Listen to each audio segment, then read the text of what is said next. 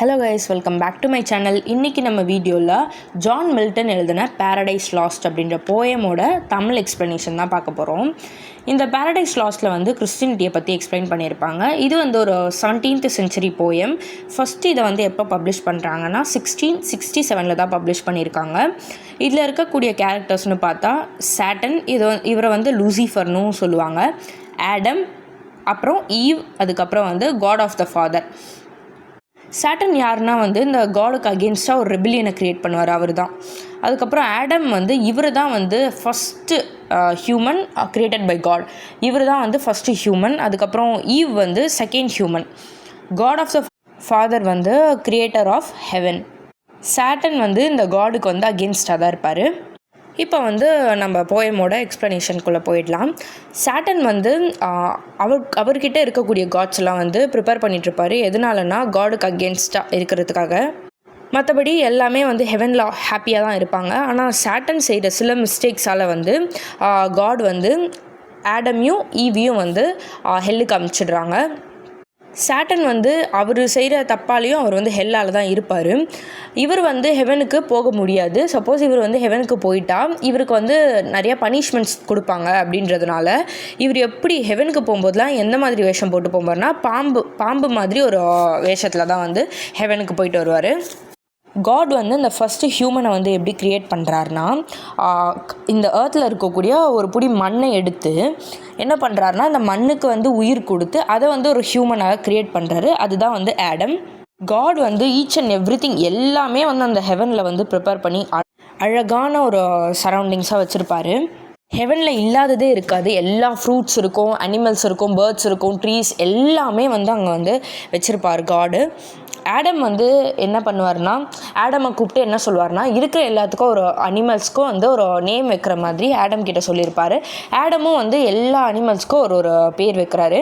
அந்த நைட் வந்து ஆடம் என்ன ஃபீல் பண்ணுறாருனா, இப்போது எல்லா அனிமல்ஸ்க்கும் நம்ம நேம் வச்சுட்டோம், ஆனால் நம்மளுக்குன்ட்டு ஒரு லவ் காட்டவோ எதுவுமே கேர் பண்ணவோ நம்மளுக்குன்ட்டு யாருமே இல்லையே அப்படின்ற மாதிரி வரி பண்ணிவிட்டு படுத்து தூங்கிட்டு இருப்பார் ஆடம்.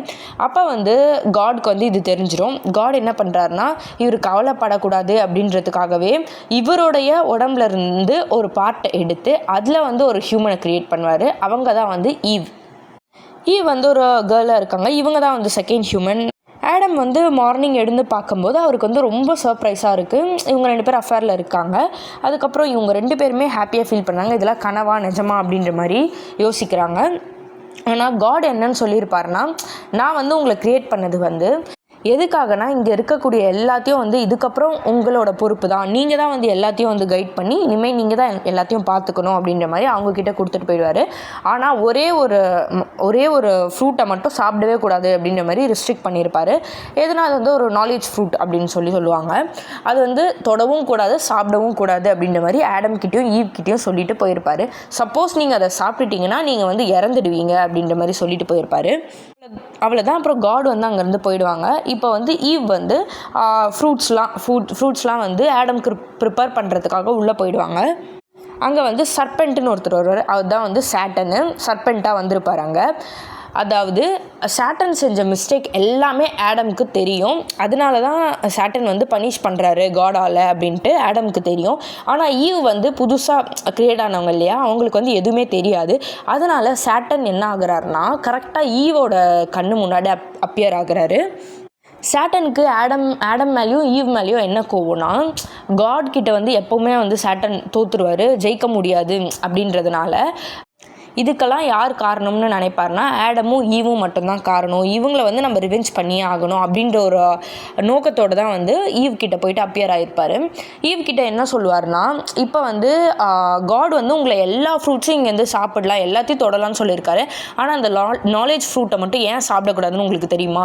ஏன்னா நீங்கள் அதை வந்து சாப்பிட்டுட்டா நீங்கள் வந்து காடுக்கு ஈக்குவலாக ஆகிடுவீங்க அப்படின்றதுனால தான் சாப்பிடக்கூடாது சொல்லியிருப்பாரு. உங்களுக்கு எல்லா நாலேஜும் வந்துடும், ரொம்ப வந்து பவர்ஃபுல்லாக ஆகிடுவீங்க, காட்க்கு ஈக்குவலாக ஆகிடுவீங்கன்றதுனால தான் அதை வந்து உங்களால் சாப்பிடக்கூடாது, நீங்கள் 2 பேருமே அதை தொடக்கூடாதுன்னு சொல்லியிருக்காரு காட் அப்படின்ற மாதிரி ட்ரிகர் பண்ணி விட்டுருவார் ஈவ் சடனாக என்ன பண்ணுறாங்க, இதை சாப்பிடலாம் அப்படின்ற மாதிரி சாட்டன் சொன்னோடனே ஈவ் வந்து என்ன பண்ணுறாங்கன்னா, அந்த ஃப்ரூட்டை எடுத்து சாப்பிட்றாங்க. சாப்பிட்டோன்னே உங்களுக்கு வந்து ஒரு கில்ட்டினஸ் வந்துடுது. ஐயோ நம்ம வந்து தெரியாமல் தப்பு பண்ணிட்டோமே அப்படின்ற மாதிரி யோசிக்க ஆரம்பிக்கிறாங்க. உடனே என்ன பண்ணுறாங்கன்னா, அதாவது அந்த ஃப்ரூட்டை சாப்பிட்டா இவங்களுக்கு சரி எது தப்பு எது எல்லாமே இவங்களுக்கு வந்து தெரிய வந்துடும். அதனால் இவங்க வந்து சாப்பிட்ட உடனே ஆடம் கிட்ட அந்த ஃப்ரூட்டை எடுத்துகிட்டு போகிறாங்க. எடுத்துகிட்டு போயிட்டு ஆடமையும் சாப்பிட சொல்கிறாங்க. ஆடமும் சாப்பிட்டுடுறாரு. ஆடமுக்கும் தெரிய வந்துடுது, இது நம்ம வந்து 2 பேருமே தப்பு பண்ணிட்டோம் அப்படின்னு தெரிஞ்சிருது. ரொம்ப வந்து கில்ட்டினஸில் இருக்காங்க. காட் வந்து அப்போ தான் கரெக்டாக இவங்க 2 பேரையும் கூப்பிடுறாரு. கூப்பிடும்போது இவங்க 2 பேருமே ரெஃப்யூஸ் பண்ணிடுவாங்க, போக மாட்டாங்க அந்த பிளேஸ்க்கு. காடே வந்து கண்டுபிடிச்சிருவாரு. தெரிஞ்சுட்டு அப்புறம் வந்து ஆடம் கிட்டேயும் ஈவ் கிட்டேயும் கேட்பாரு, எதனால் அந்த ஃப்ரூட்டை சாப்பிட்டீங்க, ஏன் என்னை நீங்கள் நம்பலை, என்னை நம்பாமல் எதுக்கு அந்த ஃப்ரூட்டை சாப்பிட்டீங்கன்ற மாதிரி கேட்பாரு. அப்போ வந்து ஆடம் வந்து இவங்க தான் அப்படின்னு ஈவை ப்ளேம் பண்ணுவாங்க. ஈவ் வந்து ஆடமை ப்ளேம் பண்ணுவாங்க. மாற்றி மாற்றி ப்ளேம் பண்ணி இது பண்ணிகிட்ருப்பாங்க. அப்புறம் காடுக்கு வந்து செம்ம கோவம் வந்துடும். காட் என்ன சொல்லுவார்னா, உங்களுக்கு கொடுத்த எல்லா ஃப்ரீடமையும் வந்து நான் டெஸ்ட்ராய் பண்ணிவிடுவேன், அவ்வளோதான், இதுக்கப்புறம் உங்களுக்கு எதுவுமே கிடையாது, நீங்கள் ஹெவன்லேயும் இருக்க முடியாது, இதுக்கப்புறம் வந்து நீங்கள் சாப்பிடணும் அப்படின்னா நீங்கள் வந்து ஹார்ட் ஒர்க் பண்ணி தான், நீங்கள் நிறைய சஃபர் ஆகிட்டு ஹார்ட் ஒர்க் பண்ணி தான் நீங்கள் பணம் சம்பாரித்து சாப்பிட்டு உங்களை வந்து நீங்கள் தான் இனிமேல் பார்த்துக்கணும் அப்படின்ற மாதிரி நார்மல் பீப்புள்ஸாக வந்து அவங்கள வந்து அமுச்சு விட்டுருவார் ஹெவன்லேருந்து. அவ்வளோதான். இந்த